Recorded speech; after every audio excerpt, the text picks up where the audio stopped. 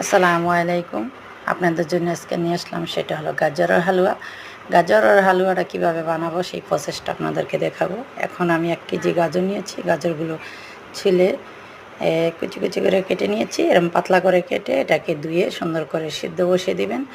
এটাতে পানি বেশি পরিমাণ দিবেন না। গাজরটা দিয়ে গাজরের পরিমাণ সমান সমান পানি দিবেন, মানে হালকা পানিটা দিয়ে ঢেকে রাখবেন। দেখবেন 10 মিনিটেই সিদ্ধ হয়ে যাবে। সিদ্ধ হওয়ার পরে মিহিন করে এটা বেটে নিতে হবে।